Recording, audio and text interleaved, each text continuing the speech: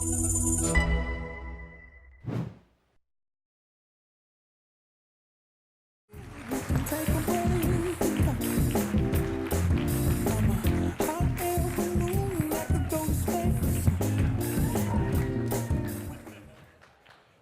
I'm just happy to be here.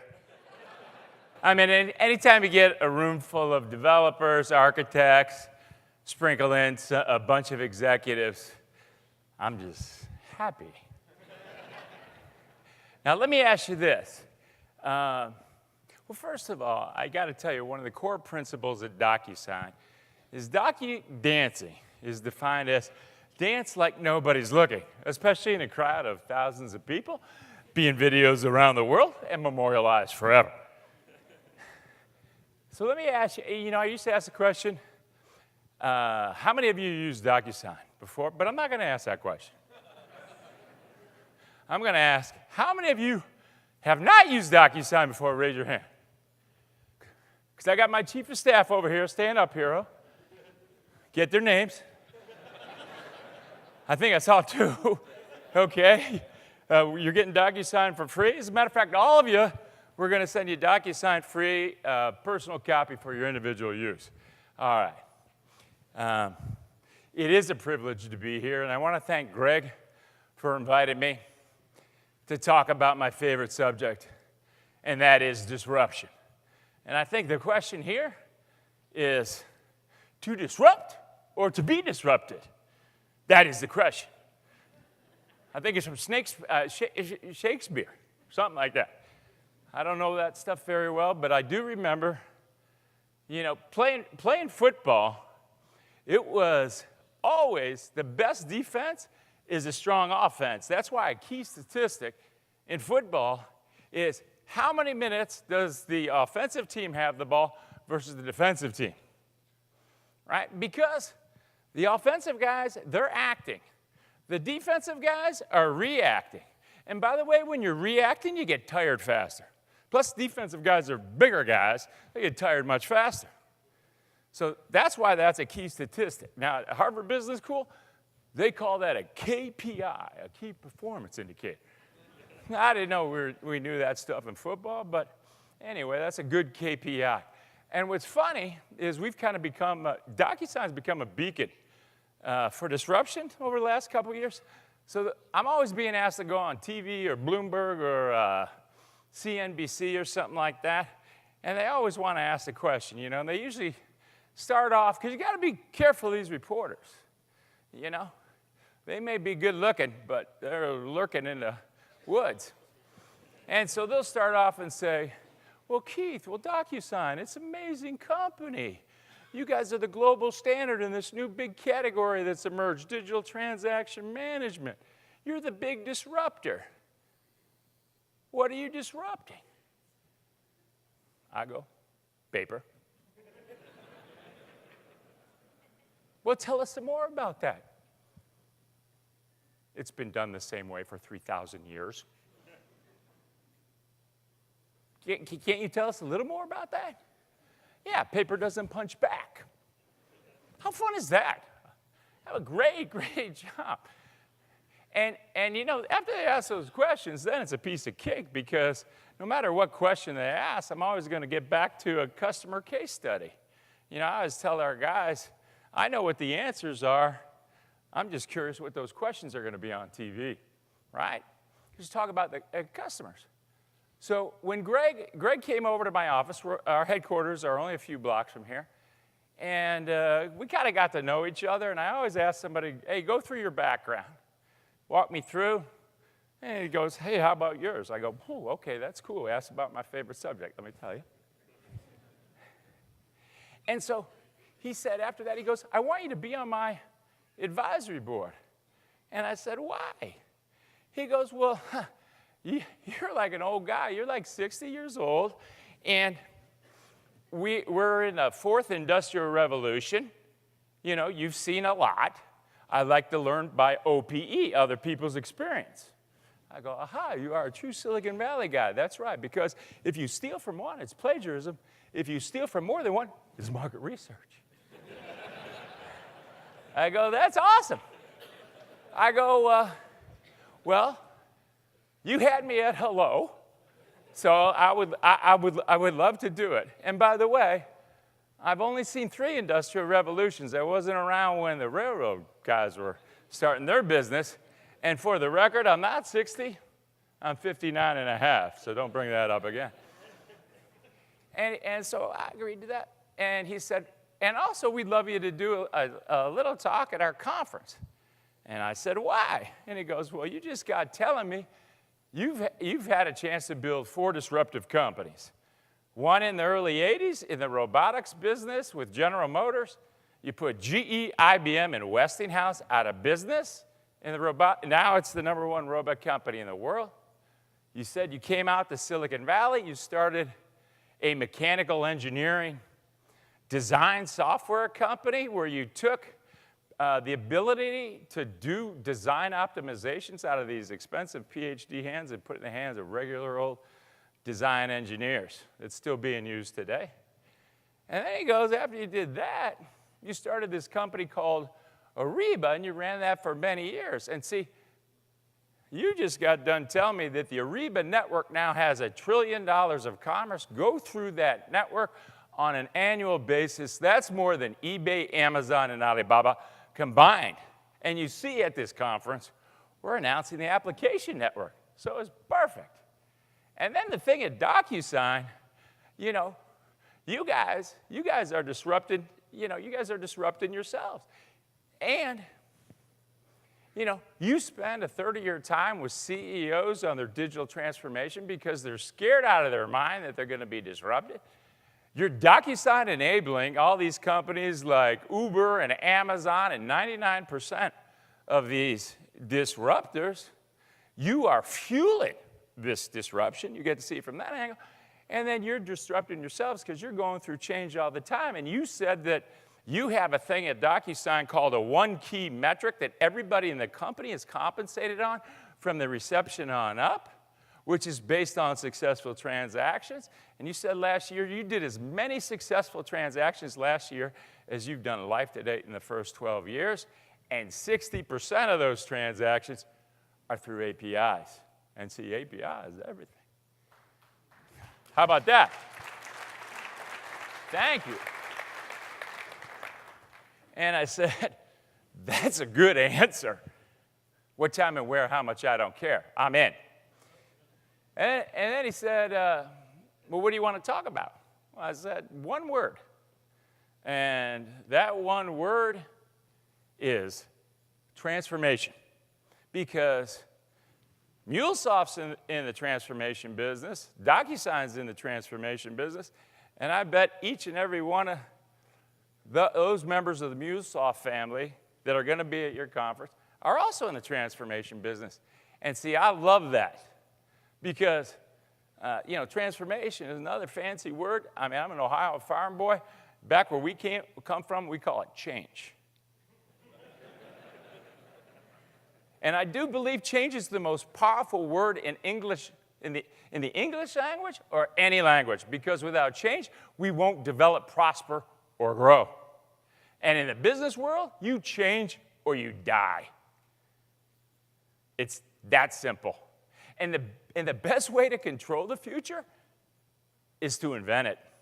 So when I heard about all his MuleSoft case studies and couple that with the things we're seeing out there with DocuSign, and I think in this audience, what you guys have accomplished in terms of changing your departments, changing your companies, changing your industries, changing your institutions, your universities, and changing your countries.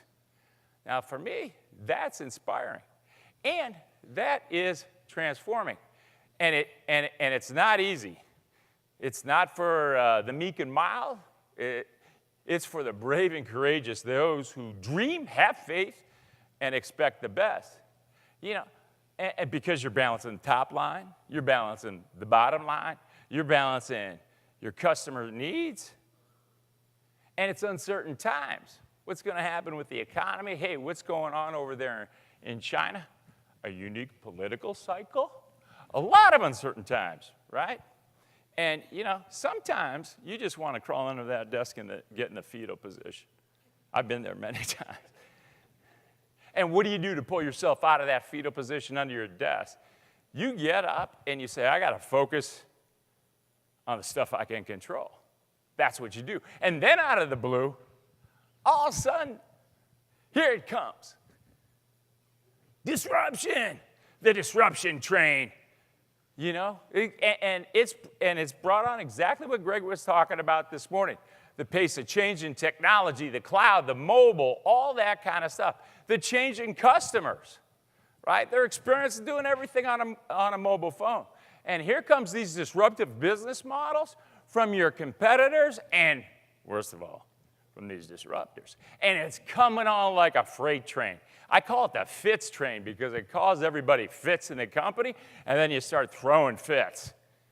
And, some of you can relate. And by the way, for some of you, you know it's coming, and you're doing something about it. For some of you others, it's already hit you, you're scrambling. And for those of you who don't think it's coming, well, I can tell you one thing. Within a 50-mile radius of right here, billions and billions of dollars, venture capital money, is going into companies to disrupt an industry and disrupt a company like yours. And I'll tell you, it's interesting. It's interesting for me to see it from the angle in terms of spending a third of my time with the CEOs and to see how scary this is. You saw that fortune list that Greg put up. It's unique to see it from these smart young dudes, man, that have nothing to lose. And go do this disruption. And in Silicon Valley, man, if you fail, that's a badge of honor. You just pick yourself up the ground, dust off your shoulder, walk across the street, and go do it again. That's what you do. All right? And we're just not seeing it in the technology business. We see it in the healthcare business, insurance business, the financial services business, transportation. We're seeing it in the public sector, nonprofits. We're seeing it literally in every industry. And I want to give you a couple examples that are near and dear to my heart. Let's start off with transportation. I think many of you don't know, I spent my first 10 years of my career at General Motors. By the way, they were at the very top of the list. When I worked there, it was the most powerful company on the planet. The CEO of General Motors said, what's good for General Motors is good for the country. We employed 1.5 million employees. Now, my first job there, I was a production foreman, second shift chassis line in the only Cadillac plant in the world, and back then it was the standard of the world. Getting a Cadillac was the ultimate, right? And as these cars were coming off, as these Cadillacs were coming off the end of the assembly line, about 50% of them had to go into the repair bin because they were defective. And I remember, because we'd attend the meetings, all the production foremen, and we would say 50% are going to the install bin. And so they treated me like some high potential guy. They let me go to a whole bunch of meetings right up the food chain. And I could see the general foreman, he'd report up to the plant superintendent. He goes, yeah, we have a few cars going in the install bin, but I think we got a handle on the defects. And then I'd see that report go to the VP of manufacturing at Cadillac. We got one or two issues we're working on. I think we have it solved. Then I had a chance to work in the New York Treasurer's office. That's where they have the board meetings. That's where all the high muckety-mucks work. The guy who was my immediate supervisor ended up being the CEO of General Motors for 10 years, a guy named Rick Wagner. And I would see at that board meeting, all of a sudden it's like, they'd say, go up to the group VP, right? The group VP, okay, our quality's not exactly where we want it, but it's very close.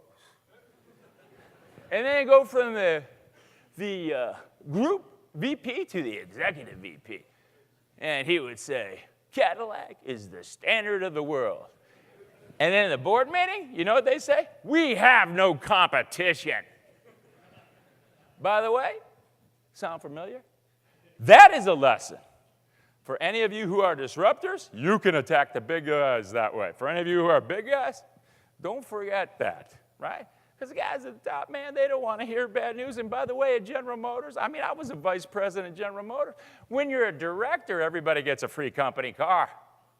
When you're VP and above, not only do you get a free company car, but they trade them out every now and then, and you have a special parking place in the garage where guys wash it every day. You think you have a defect? You don't know. And by the way, you know what you don't have to do? The worst experience of a lifetime? Go into a dealership. You don't do any of that stuff, man. I learned later on after I left General Motors. That's no fun, man. That is a miserable process. You know, they play the game. You got to talk to the sales manager. We'll see. It's a horrible buying process. And they always said, not only do we have no competition, nobody can disrupt us, because you see, it takes $5 billion to bring a design, cradle to grave, get that thing, and another $5 billion to build a plant. So it's $10 billion to bring out a new product. And no other company on the world back then had the financial wherewithal to compete. Okay, so they're safe forever and ever. But then here comes Tesla. And how about that? They turned it upside down. By the way, you know how you buy a car with Tesla? You go, look, see what you want. Call them up, boom. Guys say, hey, we'll send you the DocuSign paperwork. Boom, boom, DocuSign.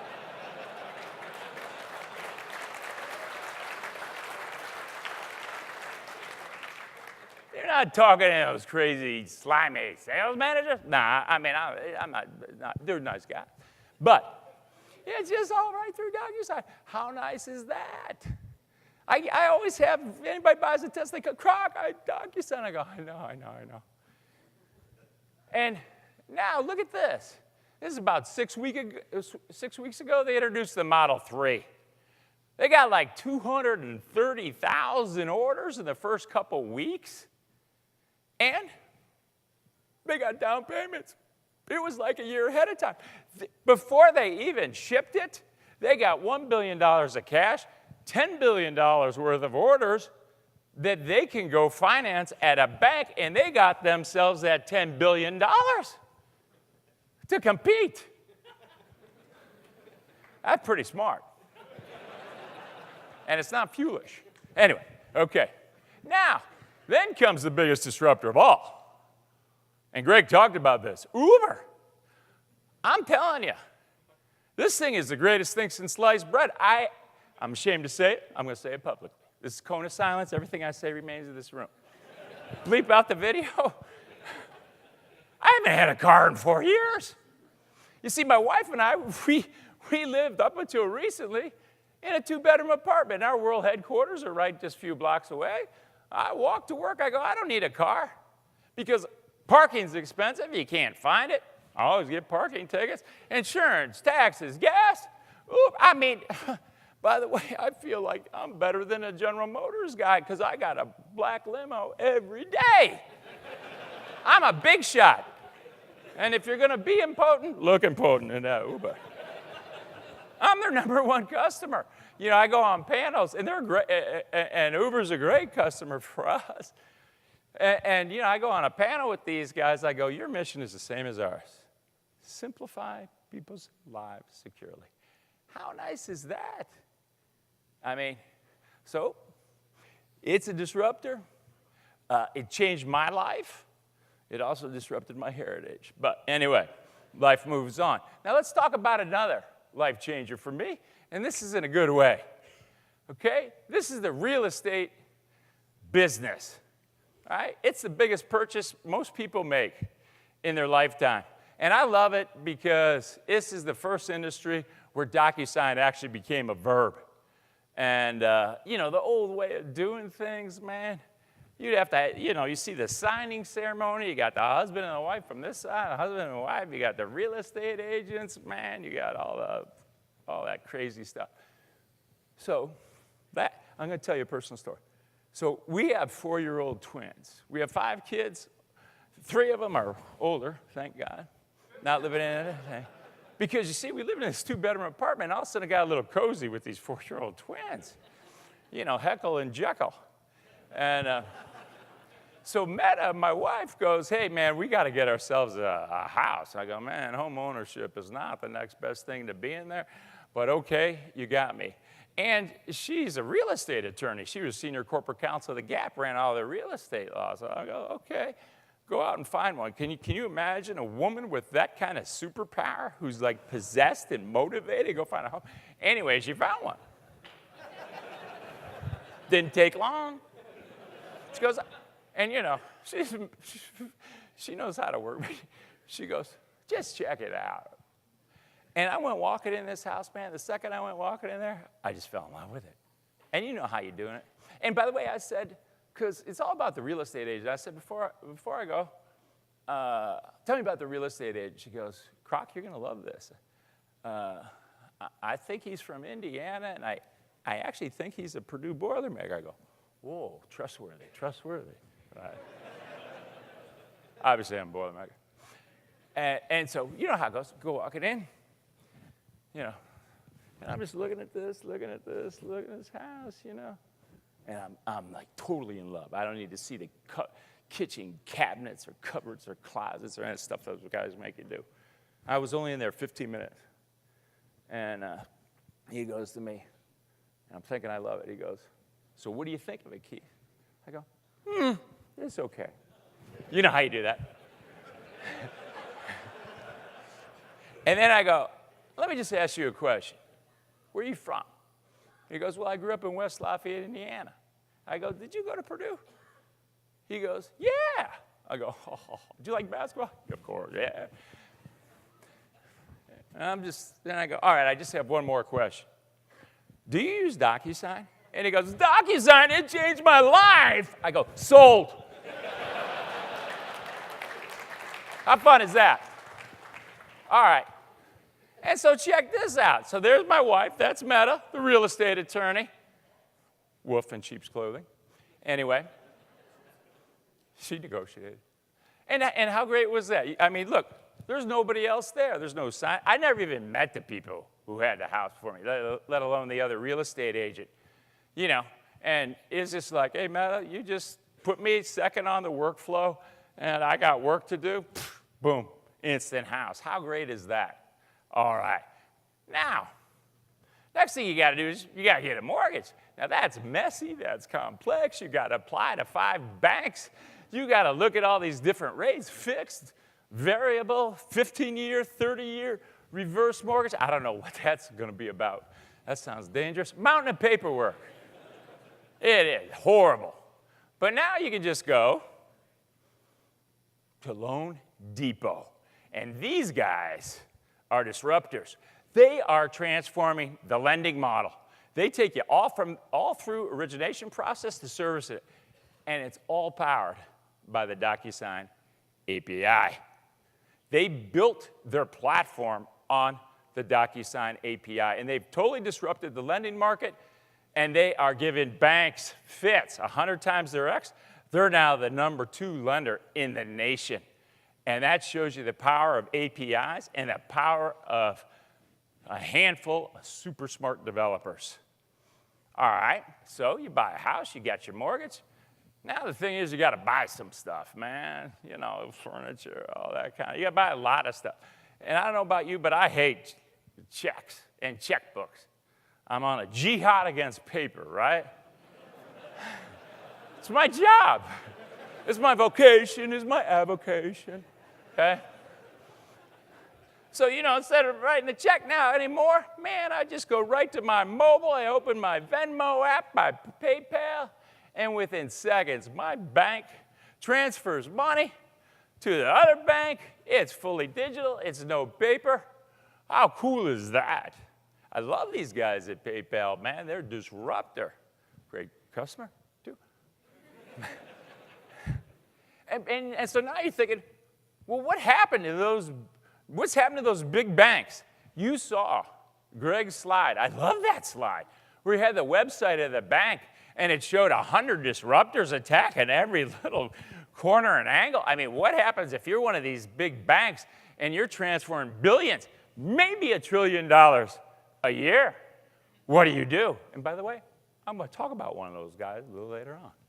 okay? I mean, think about it. I know with the banks, here's what's happening. Those guys are going into fits over the Loan Depot guys, over the PayPal guys, and they're having fits because they have a case of the fits. They are throwing fits everywhere. And I spend, a third of my time with these big guys, and man, they are in fits. So I know what you're thinking. Well, what does FIT stand for? Well, it's a condition. And we call this condition at DocuSign, get ready for this, failed transformation traumatic syndrome. That's a case of the fits. Yeah, you can steal my material because it would be market research, because I know you're stealing from Greg. And that's what happens when companies get disrupted, and they need to do everything.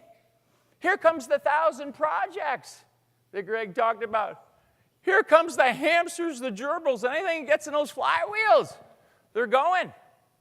And what do? They kind of do the same thing, but they slap the label on it, digital transformation. They tried and they tried left and right. They're not getting any quick wins. They got an army of consultants.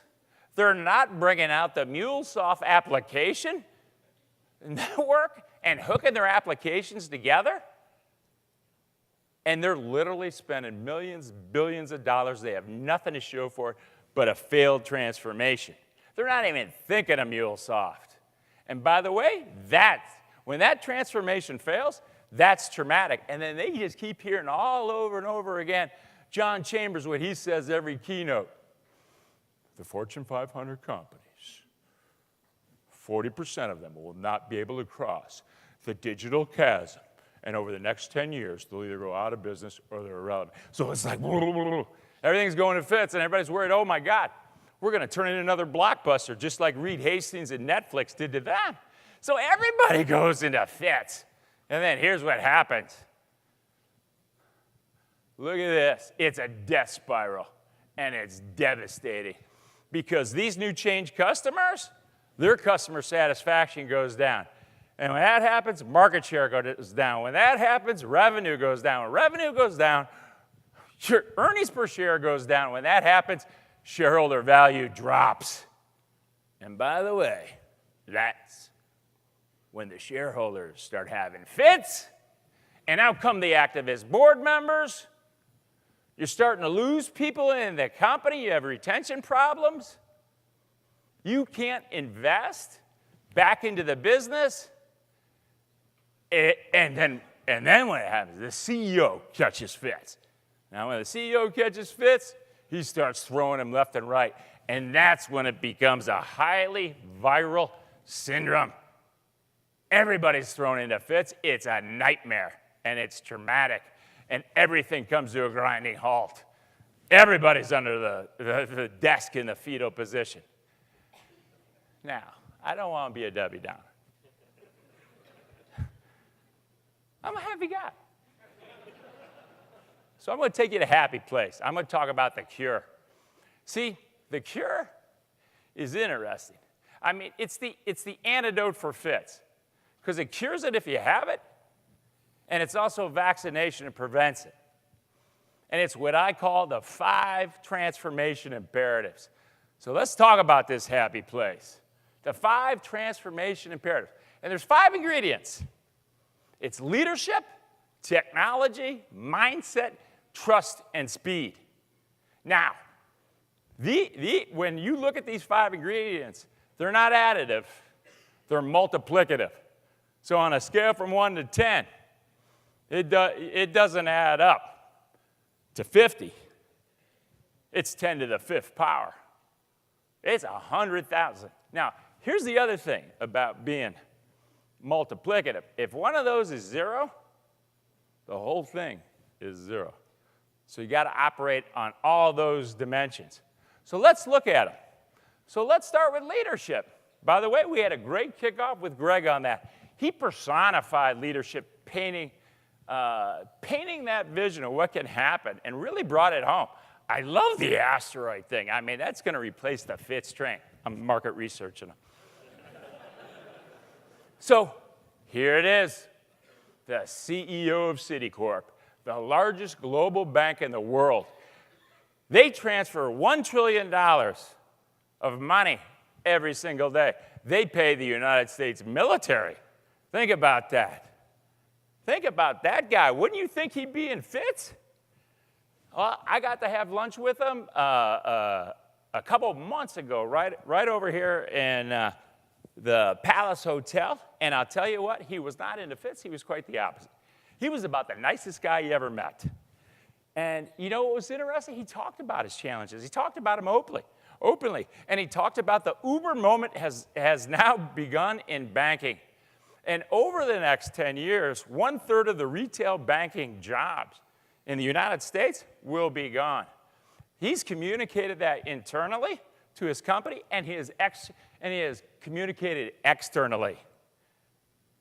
And he faced this challenge by challenging the status quo, all the way down to the level of use cases. That's leadership, and he has inspired a shared vision. And I was so blown away in that 2-hour lunch that I had with him. I said, hey, I talked to this guy, Greg, and he wants me to do a keynote. Can I get a video of you? And he goes, well, Keith, I never do, videos for, Trump and Hillary come in on their knees to me, man. And then a little sidebar, I said, well, what do you say? He goes, I just ask them, what do they think of the big banks? But anyway, let's get it. So I asked him, he goes, well, you know what? I believe so much in this cause, I'm gonna do a video, and I'll never do it. I never do it. And by the way, I ruffle a few feathers with the PR department, but I always go straight to the top. So let's see what Mike has to say. Roll the video. At Citi, we're focused on delivering financial services that enable economic growth and progress for our clients around the world. For more than 200 years, we've worked to help our clients meet some of the world's toughest challenges and embrace its greatest opportunities. One of the biggest opportunities for the vast majority of our clients and for us at Citi lies within making the digital transformation. To be successful in the banking industry, digital capabilities are a must-have, and developing them needs to be an integral part of your strategy. Working with DocuSign, we've seen the positive impact of going digital in our business, being able to serve our clients whenever and wherever it's convenient for them, anytime, anywhere, and on any device. We've identified many use cases where we can create a better, faster, more convenient digital experience for our customers, partners, vendors, suppliers, and employees globally. From new account openings and onboarding, to change of address and beneficiary forms, to client communications, loan applications and closing, our partnership is helping us digitize many processes across our business. And Citi is thrilled to have joined the DocuSign Global Trust Network. How about that, Mike Corbett? I can tell you that man is a great leader, and he totally embodies the importance of tight partnerships and using technology as a catalyst. And you think of all the applications that they've bought and homegrown, it is just ripe for the MuleSoft network. So let's look at the next ingredient, okay? Let's look at technology. Now, using technology as a catalyst like Mike did. And this is Satya Nadella, the CEO of Microsoft. I'll tell you the thing I love about him, in addition to being a great partner, is that he truly models the way.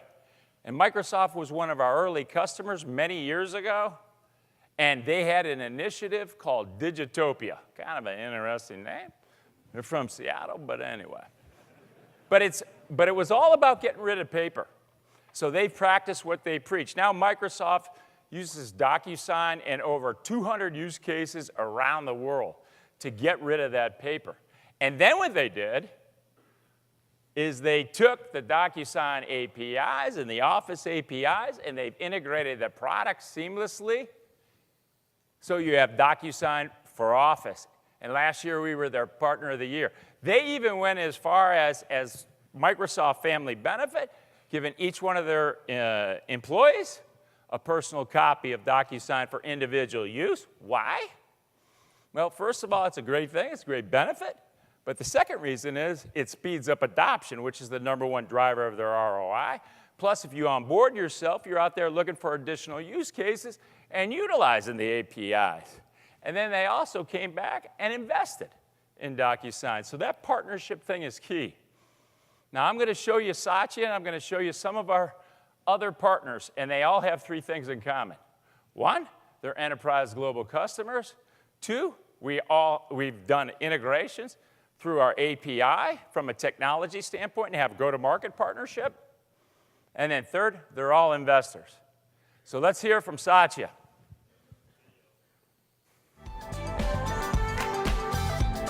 I'm thrilled at the work Microsoft and DocuSign are doing together to help our mutual customers be more productive and easily collaborate from anywhere. At Visa, our enemy is cash. Much like at DocuSign, their enemy is paper. The DocuSign for Google Chrome extension enables customers to send, sign, and manage documents directly from their desktop with instant access to DocuSign from Gmail and other apps. The standards work that DocuSign is doing with the XDTM Council is something that we're a proud member of. DocuSign is the official provider of e-signature services under the Realtor Benefits Program. With DocuSign, we've seen good ROI, speedy deployment, and great ease of use. DocuSign helps our customers be more efficient, higher performing, and goal crushing. DocuSign is just one more tool in our digital arsenal, and it's a super powerful one. At Telstra, we're delighted with our partnership with DocuSign.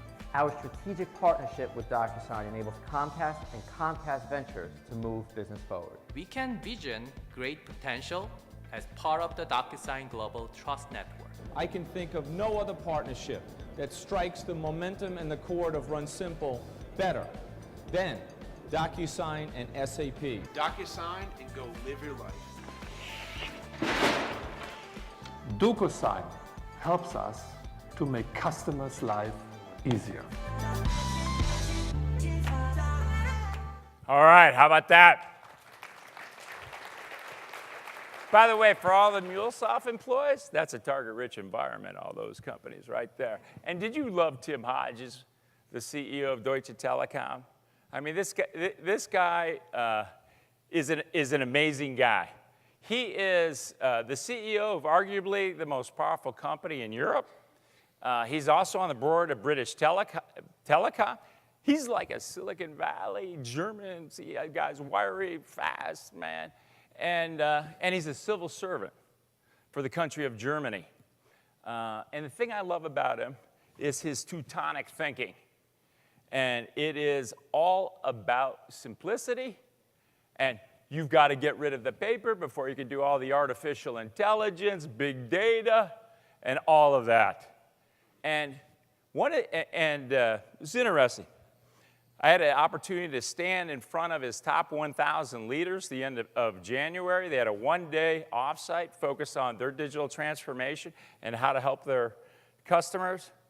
And he said, in order to steer the ship at Deutsche Telekom in terms of our digital transformation, it has to be moving.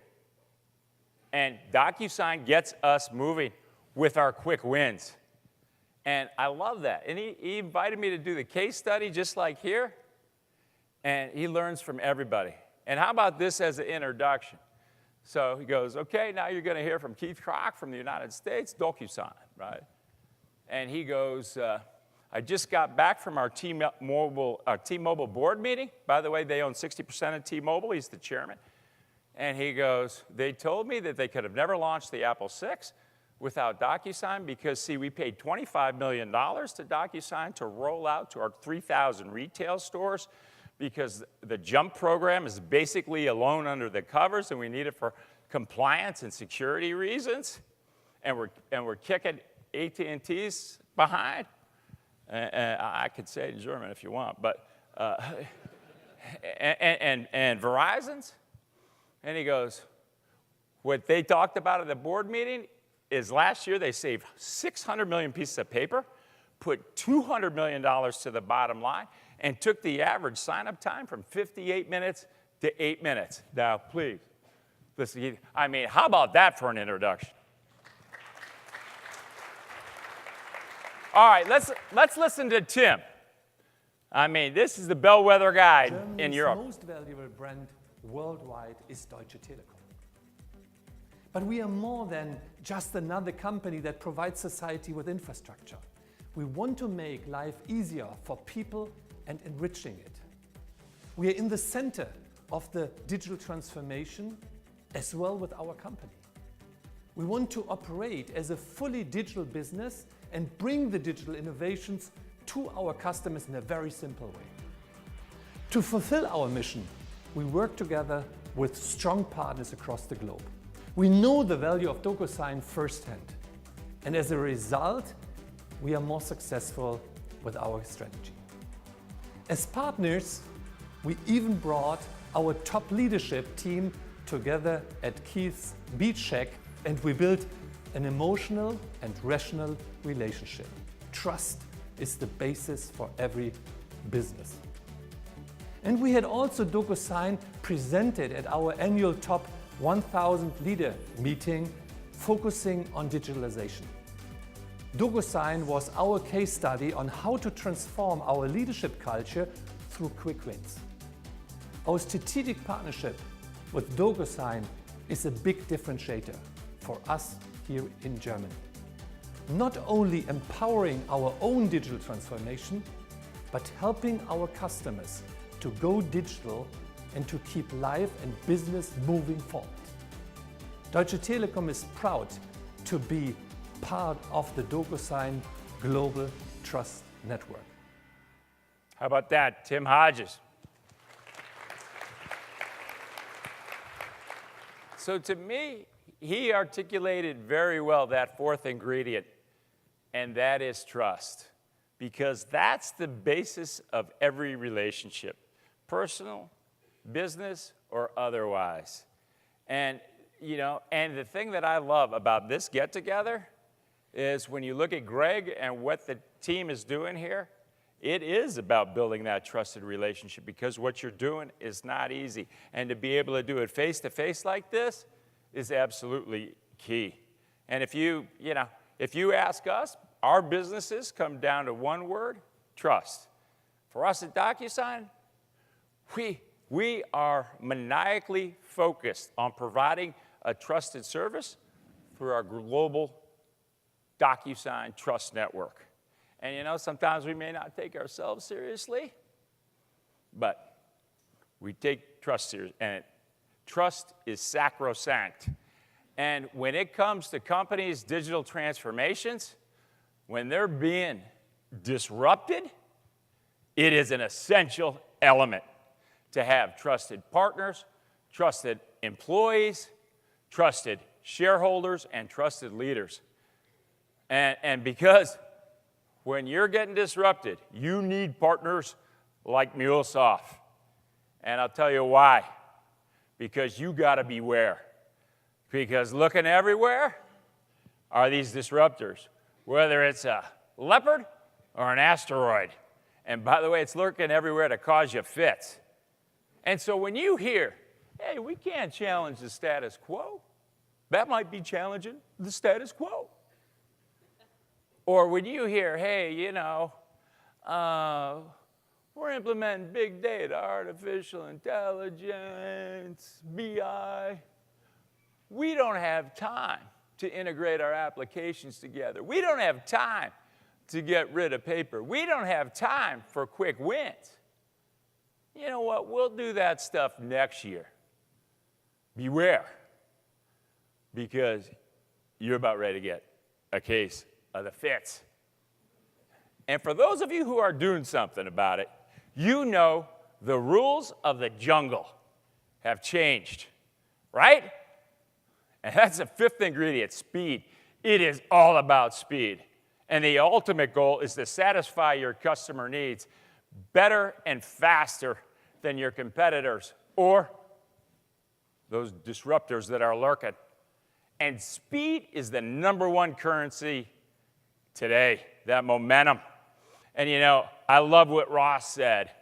It's the bigs not going to win. It's those companies that are willing to adapt and be flexible and move fast. At DocuSign, we say the big's not going to eat the small. The quick is going to eat the slow. So the time is now. The future of your all companies is in your hands. It's up to you. It's action now. It's not 1 year from now. And you know what? Looking back, you don't want to be on that scratched out list. Success needs no explanation. Failure needs no alibi. Failure is not an option. It's go time. It is MuleSoft time. It's not Miller time. So you pull out that MuleSoft implementation plan, and you DocuSign it, and you go disrupt. Thank you very much, ladies and gentlemen. Drop the clicker. Thanks.